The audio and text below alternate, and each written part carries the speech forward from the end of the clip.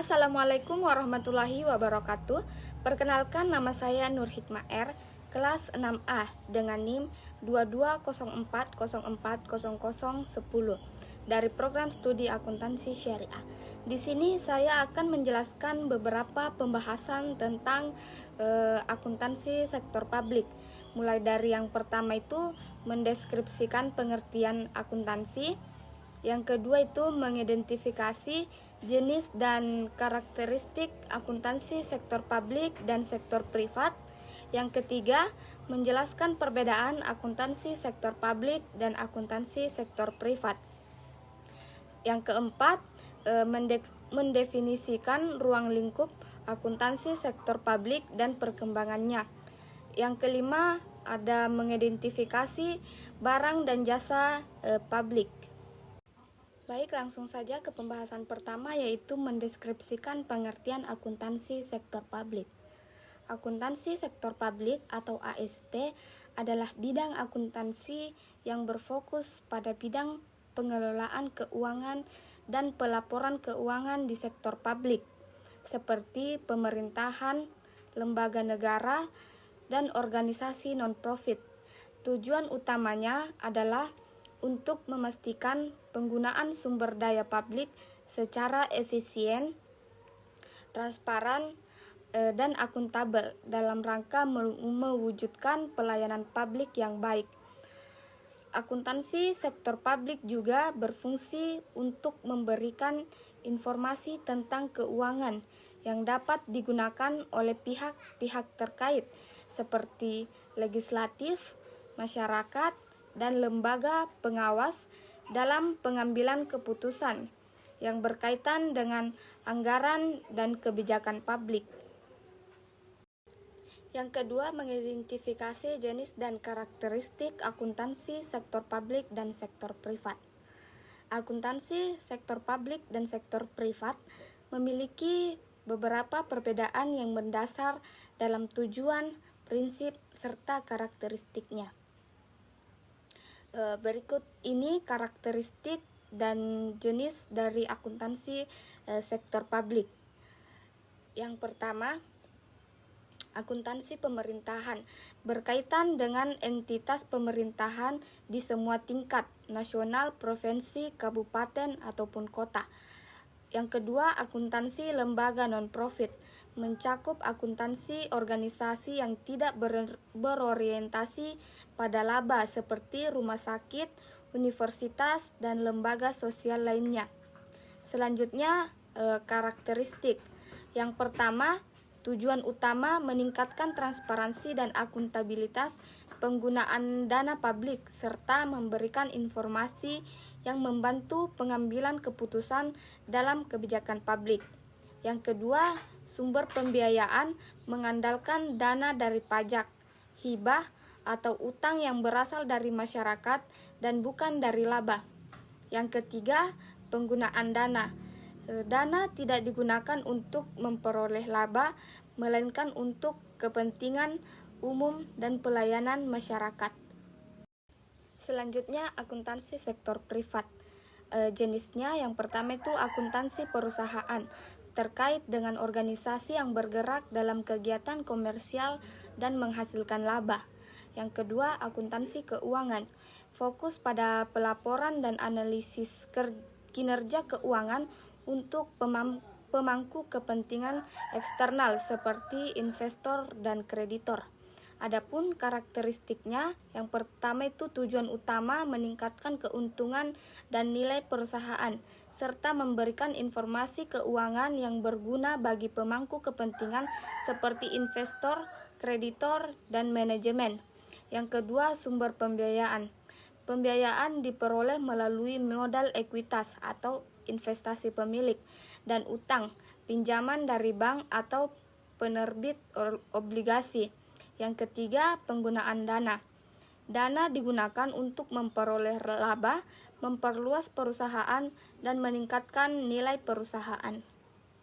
Selanjutnya, menjelaskan perbedaan akuntansi sektor publik dan akuntansi sektor privat.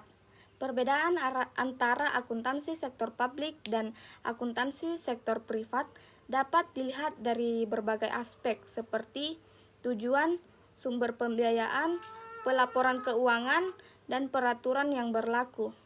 Berikut ini adalah penjelasan perbedaan utama antara keduanya. Yang pertama, tujuan akuntansi sektor publik. Tujuan utama dari akuntansi sektor publik adalah untuk memastikan akuntabilitas dan transparansi dalam penggunaan dana publik. Hal ini bertujuan untuk melayani kepentingan masyarakat dan memastikan bahwa dana yang diterima dari pajak dan sumber lainnya digunakan secara efisien dan sesuai dengan peraturan yang ada. Yang kedua itu akuntansi sektor privat. Tujuan utama dari akuntansi sektor privat adalah untuk menghasilkan laporan keuangan yang menggambarkan kinerja keuangan perusahaan. Hal ini bertujuan untuk memenuhi kebutuhan informasi bagi pemilik perusahaan, investor, kreditor, dan pihak terkait lainnya dalam membuat keputusan yang berkaitan dengan laba dan pertumbuhan perusahaan. Selanjutnya, sumber pembiayaan. Akuntansi sektor publik. Pembiayaan sektor publik berasal dari sumber-sumber seperti pajak, hibah, utang negara, dan kontribusi masyarakat lainnya. Sumber daya ini digunakan untuk mendanai berbagai program dan kebijakan publik. Selanjutnya, akuntansi sektor privat. Pembiayaan sektor privat diperoleh dari modal yang diinvestasikan oleh pemilik atau investor, serta pinjaman atau utang dari bank dan lembaga keuangan. Pendapatan yang dihasilkan digunakan untuk menjalankan kegiatan bisnis dan memperoleh laba. Selanjutnya, dari segi pelaporan keuangan. Akuntansi sektor publik. Pelaporan keuangan dalam sektor publik berfokus pada tanggung jawab anggaran dan penggunaan dana publik.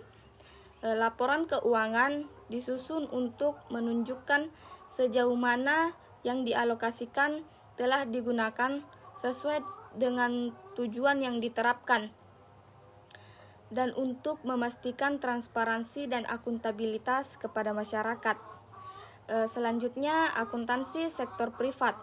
Pelaporan keuangan sektor privat berfokus pada hasil keuangan perusahaan, termasuk laporan laba rugi, neraca, dan laporan arus kas. Laporan ini bertujuan untuk memberikan gambaran yang jelas tentang kinerja keuangan perusahaan kepada pemangku kepentingan, seperti investor dan kreditor. Yang keempat, mendeskripsikan ruang lingkup akuntansi sektor publik dan perkembangannya. Akuntansi sektor publik memiliki ruang lingkup yang luas, meliputi pengelolaan keuangan negara, pengelolaan keuangan daerah, perencanaan anggaran, pencatatan transaksi, pelaporan keuangan, serta pengawasan dan pengendalian penggunaan dana publik. Perkembangannya didorong oleh kebutuhan untuk meningkatkan transparansi, akuntabilitas, dan efisiensi dalam penggunaan dana publik, yang tercermin dalam adopsi standar internasional seperti IPSAS, reformasi menuju akuntansi berbasis akrual, serta penggunaan teknologi dalam sistem manajemen keuangan. Seiring waktu, akuntansi sektor publik terus beradaptasi dengan tuntutan memodernisasi dan pengelolaan sumber daya publik yang lebih baik.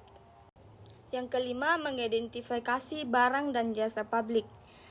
Barang dan jasa publik merujuk pada produk dan layanan yang disediakan oleh sektor publik, pemerintahan atau lembaga non-profit untuk memenuhi kebutuhan dan kepentingan masyarakat. Barang dan jasa publik memiliki karakteristik tertentu yang membedakannya dari barang dan jasa yang disediakan oleh sektor privat. Nah, berikut ini adalah identifikasi barang dan jasa publik. Barang dan jasa publik adalah barang yang disediakan oleh pemerintah untuk konsumsi bersama oleh masyarakat, dengan karakteristik utama non-eksklusif dan non-rival. Artinya tidak ada individu atau kelompok yang bisa dikecualikan dari penggunaan barang tersebut. Dan penggunaan barang oleh satu orang tidak mengurangi ketersediaannya bagi orang lain.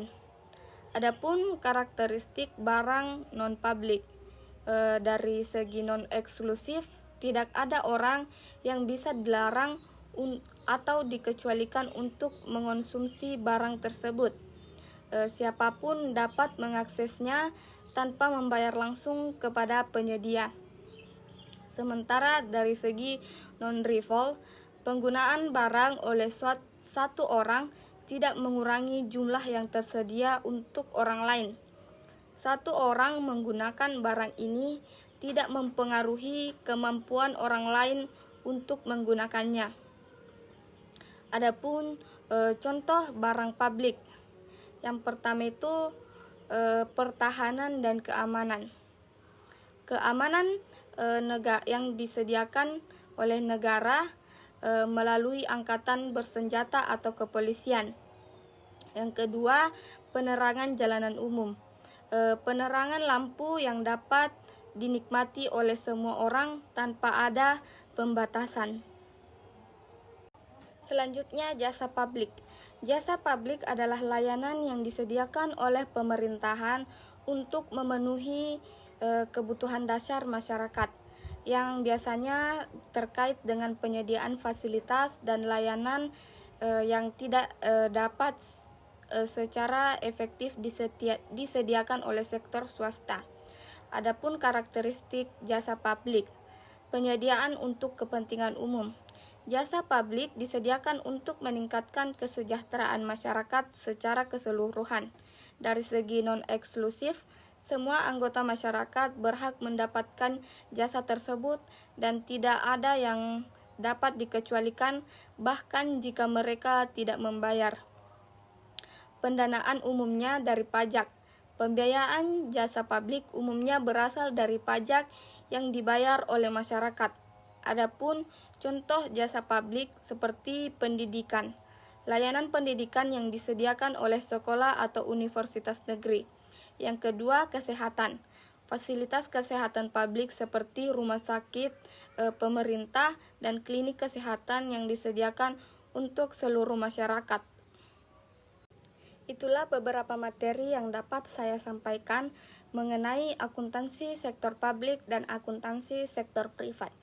Kurang dan lebihnya mohon dimaafkan. Wabillahi taufiq wal hidayah. Wassalamualaikum warahmatullahi wabarakatuh.